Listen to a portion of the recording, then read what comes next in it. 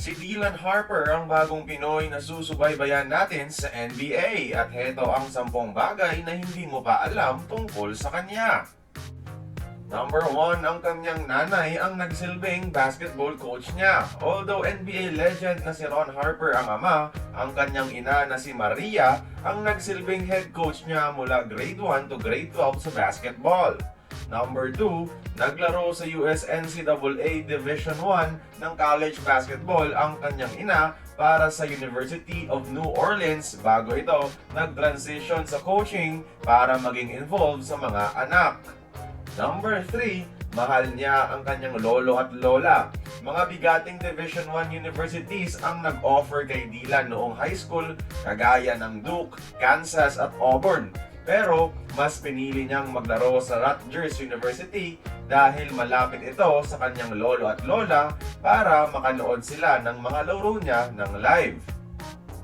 Number 4, ang paborito niyang Filipino food ay chicken adobo na luto ng kanyang lola Lilia. Kapag ito ang cravings ni Dylan, kagaya ng mga Pinoy, diretso lang siya sa bahay ng kanyang lola.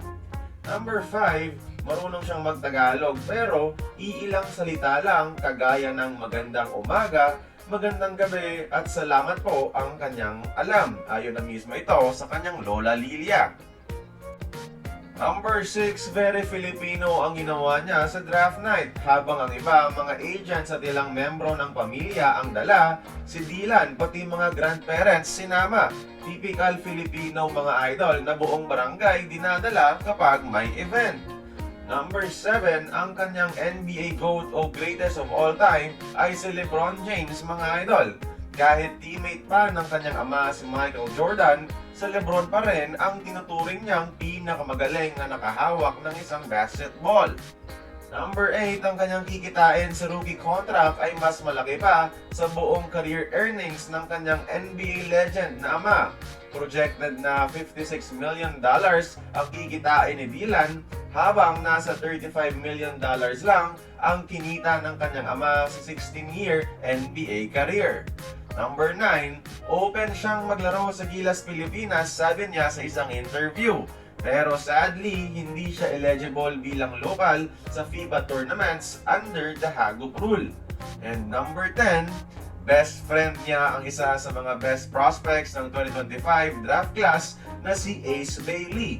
Malay natin sila ang magiging sunod na iconic duo sa future from the same draft class katulad ni LeBron at D-Wade.